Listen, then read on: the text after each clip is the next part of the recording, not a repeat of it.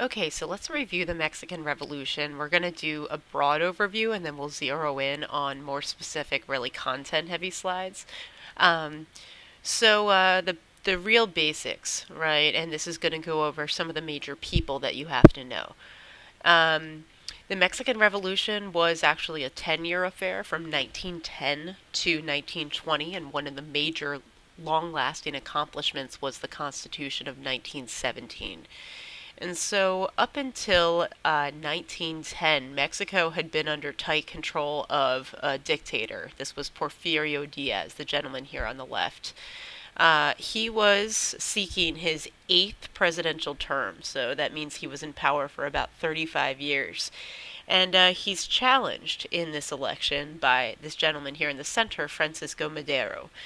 And ultimately, the Madero was much more supported by the working class because the problem with Diaz was that during his time in power, he allowed Mexico's resources to come under the control of foreign investors, particularly the United States, and Mexican peasants held almost no land at all.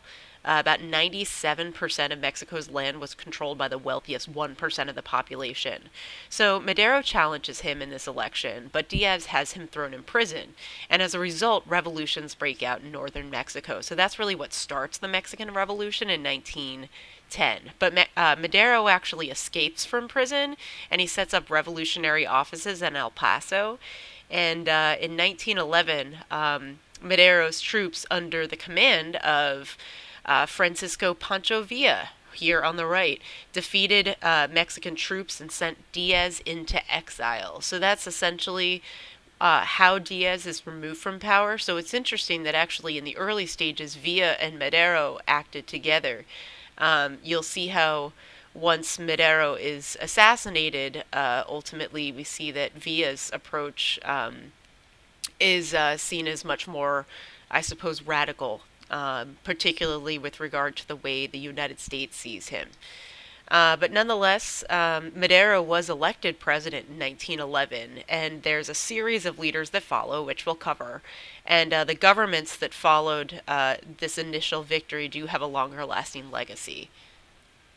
Alright, so to discuss the broad U.S. role in the Mexican Revolution, and again, we'll get into a little bit more detail in the next video.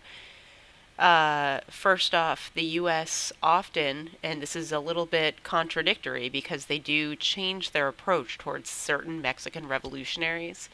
In the earlier stages of the revolution, when Diaz was still in power, the U.S. actually oftentimes let revolutionaries safely remain in the United States.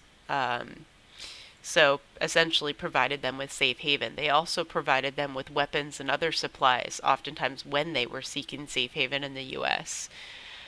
So that shows us the U.S. approach to Diaz when he was still in control, and also the U.S.'s general desire to be directly involved in the outcome of the Mexican Revolution. The Pact of the Embassy shows us a little bit of a confusing U.S. approach towards who's in power and who they support. This was when Taft was president. Woodrow Wilson was not yet president. He assumes office in he's elected in 1912 and he assumes office in 1913. So Wilson, we'll see, has a different approach towards Huerta. But when Taft was president, he sort of passively accepts the Madero presidency, but yet the ambassador to Mexico does not. So this was called the Pact of the Embassy. The ambassador to Mexico actually ends up supporting Victoriana Huerta instead. And this support ultimately leads to Huerta assassinating Madero, or being responsible for his assassination. But nonetheless, during this shift in power in Mexico, there's a change in power in the United States as well. As I said earlier, Woodrow Wilson becomes president in 1913, and he believed that when Huerta took power, he did so illegally. So Wilson makes a move to actually oppose Huerta's regime because he is attempting to, just like he is in World War I, as we'll see eventually, try to promote more democratic governments. And so he ultimately supports Huerta's opponents instead. and he supports Carranza and the Constitutionalists to become the next leaders in Mexico. Um, he also sends troops into, he sends the Navy rather, to occupy the most busy port of Mexico, Veracruz, for 6 months, which also shows us the military way in which Wilson influences the future of Mexico's government. And lastly, I mentioned earlier that he supports the Constitutionalists out of all the revolutionaries. This was considered a particular slight to Pancho Villa, who was in favor of a much more radical approach, land redistribution. And so since he takes this as a slight, since, as we said previously, the U.S. did provide Villa with safe haven and certain supplies, Villa ends up actually raiding a small village in the United States on the other side of the border, and this results in a major conflict. Now the United States no longer is, they already chose Carranza as the preferred candidate, but now they actively seek to obtain Pancho Villa to punish him for this event. So they send General John Pershing after him. He is never actually caught by Pershing, but eventually Villa does die when he is back in Chihuahua province in Mexico. All right, so last slide in this series, we're going to talk about the relationship between the U.S. and Mexico during World War I.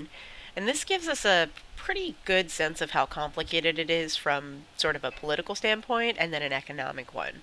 You're probably familiar with the Zimmermann telegram from your studies of World War I, so we can just really briefly talk about it to refresh your memory.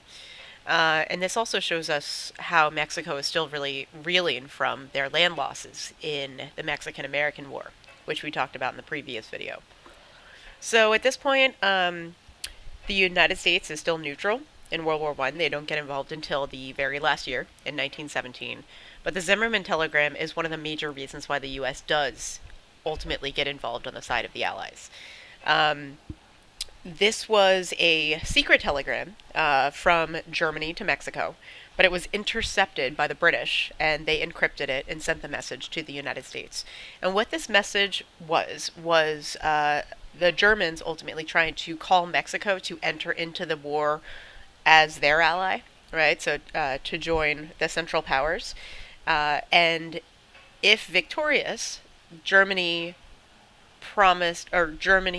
ultimately said that they would help Mexico recover the land that they lost in the Mexican-American War. And if you guys remember, the Mexican Cession is huge. That's about half of what, it was half of what Mexico used to be before they lost all that territory. But because this telegram is intercepted, Woodrow Wilson responds. It is very much a sentiment of disappointment and rage directed at both Germany and Mexico. And ultimately, this is one of the reasons why the U.S. decides to support the Allies that much more staunchly, and then ultimately to enter into the war on the side of the Alliance in 1917, which brings a pretty quick end to that war. Now, at this point, in the middle of World War I, the U.S., or rather Mexico, drafts its Constitution of 1917, and we'll go into more detail with that when we really zoom in on all these events in the next video. But in general, the two major goals of this Constitution that take a while to actually come to realization are to nationalize land and resources, and we'll talk about some of the other goals that go along with that. But because the fighting continues in Mexico for the next 3 years, it takes a while to implement even plans to actually accomplish these goals, let alone get even close to redistributing land. Remember that 97% of all the land was owned by 1% of the population, so it wasn't going to happen overnight. It doesn't happen until Lázaro Cárdenas was president during the Great Depression.